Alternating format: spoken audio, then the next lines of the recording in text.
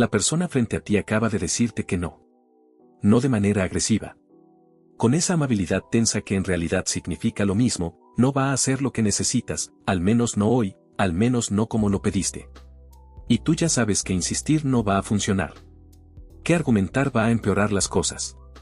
Que la lógica que tienes de tu lado no mueve a las personas de la manera que debería moverlas. Eso te ha pasado antes. Con un colega que no colabora. Con un familiar que no escucha. Con un cliente que no decide. Con alguien cuya ayuda necesitas y que tiene todas las razones del mundo para dártela pero que, por alguna razón que no terminas de entender, no lo hace. La pregunta que llevas tiempo sin responder bien es esta: ¿por qué las personas no actúan según la lógica sino según algo completamente distinto? La respuesta está en la psicología social de los últimos 70 años. Y una vez que la entiendes, la manera en que te relacionas con todos cambia de manera irreversible. El error central: tratar de convencer en lugar de crear condiciones. El error más frecuente cuando quieres que alguien haga algo es intentar convencerlo con argumentos. Los argumentos activan el sistema analítico del cerebro, la corteza prefrontal, que evalúa la lógica, busca inconsistencias y genera contraargumentos. Cuando conviertes una conversación en un debate, incluso si ganas el debate, pierdes la colaboración. Porque ganar un debate activa en el otro una necesidad de recuperar su posición, de no aparecer como alguien que cedió, de demostrar que tenía alguna razón también.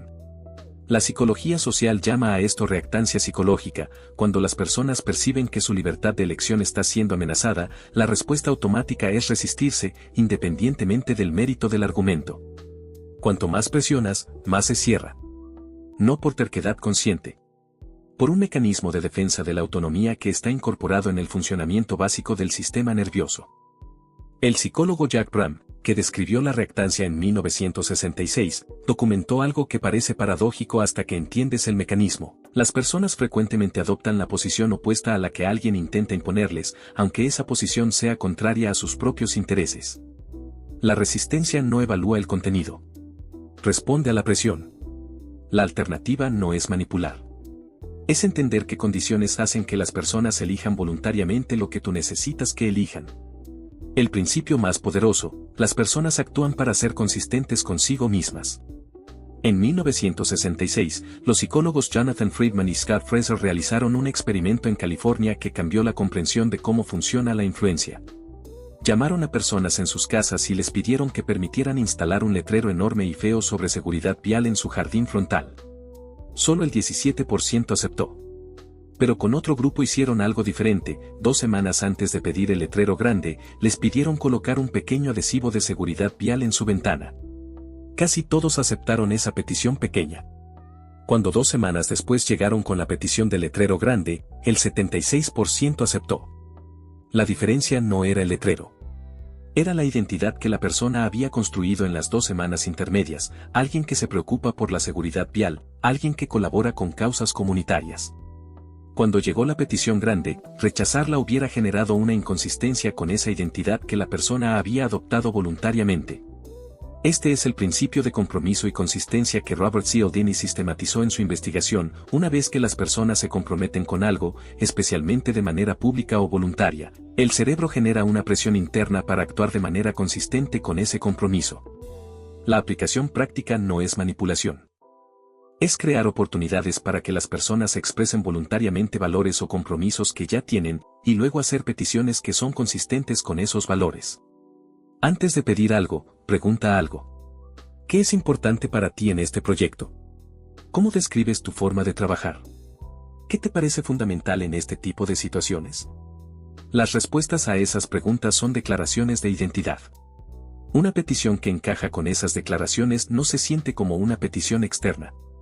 Se siente como una oportunidad de ser coherente con quien la persona ya dijo que es. ¿Por qué la gente hace lo que los demás hacen? En 2004, el investigador Noah Goldstein realizó un experimento en hoteles sobre la reutilización de toallas, el tipo de petición que los huéspedes ignoran frecuentemente. Con un grupo usaron el mensaje estándar: por favor reutiliza las toallas para proteger el medio ambiente. La tasa de cumplimiento fue del 35%. Con otro grupo cambiaron el mensaje a: el 75% de los huéspedes que se alojan en esta habitación reutilizan sus toallas. La tasa subió al 44%. Con un tercer grupo especificaron: el 75% de los huéspedes que se alojaron en esta habitación exacta reutilizaron sus toallas. La tasa llegó al 49%. La diferencia entre pedir con el argumento ambiental y pedir con la referencia a lo que hacen otros en la misma situación fue de 14 puntos porcentuales. Sin cambiar nada más. Sin argumentos adicionales. Solo cambiando el encuadre de la petición. Este es el principio de prueba social. En situaciones de incertidumbre, las personas usan el comportamiento de otros como señal de que es correcto o apropiado hacer. No porque sean irracionales. Porque en la mayor parte de las situaciones cotidianas, lo que otros hacen en contextos similares es información relevante sobre qué funciona. La aplicación es directa. Cuando necesitas que alguien haga algo, mostrar que otras personas en situaciones similares lo hacen, especialmente personas que el otro considera su grupo de referencia, es más efectivo que explicar por qué debería hacerlo. No es fabricar evidencia. Es visibilizar la evidencia real que ya existe. ¿Otros en su equipo ya adoptaron esta práctica? ¿Personas en su industria ya toman este tipo de decisiones? ¿Su grupo de pares ya usa esta aproximación? Esa información, presentada honestamente, reduce la percepción de riesgo y activa el mecanismo de consistencia social.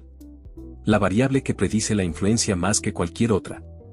El psicólogo social Elliot Aronson pasó décadas estudiando qué hace que las personas cambien de actitudes y comportamientos.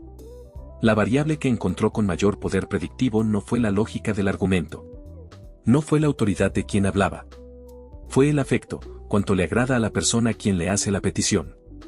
Las personas son significativamente más propensas a decir que sí, a colaborar, a cambiar su comportamiento, cuando sienten que la persona que les pide algo genuinamente les importa a ellas, sus intereses, su situación, su perspectiva. Esto no es manipulación emocional. Es la restauración de algo que el enfoque instrumental a las relaciones elimina, la relación misma. Hay 3 comportamientos específicos que aumentan el afecto de manera verificable en la investigación. El primero es el uso del nombre. El cerebro humano tiene una respuesta privilegiada a su propio nombre. El sistema de activación reticular, que filtra qué información merece atención consciente, está calibrado para detectar el propio nombre incluso en ambientes ruidosos. Usar el nombre de alguien en una conversación no es protocolo de ventas. Es la señal más básica de que estás hablando con esa persona específica y no con cualquiera. El segundo es la similitud percibida. Las personas sienten más afecto por quienes perciben como similares a ellas, en valores, en experiencias, en forma de ver las cosas. No porque sean tribales conscientes, sino porque la similitud es una señal evolutiva de seguridad y comprensión mutua. Encontrar y expresar genuinamente los puntos de conexión con alguien antes de hacer una petición cambia la dinámica de la conversación. El tercero es el interés genuino en la perspectiva del otro. La investigadora Sarah Algo de la Universidad de Carolina del Norte documentó que las personas recuerdan con mayor precisión y durante más tiempo las conversaciones en que sintieron que la otra persona estaba genuinamente interesada en entenderlas, no en convencerlas. Hacer preguntas reales, escuchar las respuestas sin preparar el próximo argumento, repetir con tus propias palabras lo que entendiste antes de responder, todo eso construye el tipo de relación donde el sí es más probable. El encuadre, cómo presentas lo que pides cambia todo. En 1981, los psicólogos Daniel Kahneman y Emma Tversky publicaron uno de los experimentos más citados de la psicología del siglo XX. Presentaron a 2 grupos el mismo problema médico con diferentes formulaciones. Al primero le dijeron, si adoptamos el tratamiento A, salvaremos 200 vidas. Al segundo, si adoptamos el tratamiento A, morirán 400 personas. Las cifras eran matemáticamente equivalentes, en ambos casos sobrevivían 200 de 600. Pero el 72% del primer grupo eligió el tratamiento A y solo el 22% del segundo lo hizo. La misma realidad, presentada como ganancia o como pérdida, produce decisiones radicalmente distintas. El cerebro no procesa la información de manera neutral. La evalúa a través del encuadre en que se presenta, y ese encuadre activa diferentes sistemas emocionales que luego influyen en la decisión. Kahneman y Tversky llamaron a esto efecto de encuadre y es uno de los hallazgos más replicados de la psicología conductual. La aplicación práctica, cuando necesitas que alguien haga algo, considera si presentarlo como una oportunidad de ganar algo que valora o como una manera de evitar perder algo que tiene. Los estudios muestran que el encuadre de pérdida tiende a ser más poderoso para decisiones de bajo riesgo, pero el encuadre de ganancia construye mejor disposición a largo plazo porque no activa el miedo. Hay un segundo tipo de encuadre igual de importante, presentar la petición como una elección entre opciones en lugar de como una petición única. La persona que elige entre dos opciones que tú propones no está eligiendo si cooperar. Está eligiendo cómo cooperar. La autonomía percibida se mantiene y la reactancia se reduce. Escuchar es el acto de influencia más subestimado. El psicólogo Carl Rogers documentó en décadas de práctica clínica algo que resulta contraintuitivo: las personas cambian más cuando se sienten completamente comprendidas que cuando reciben los mejores argumentos.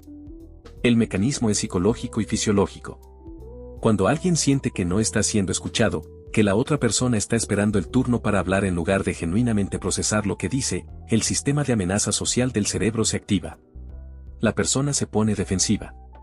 Necesita repetir y enfatizar su posición para asegurarse de que fue entendida.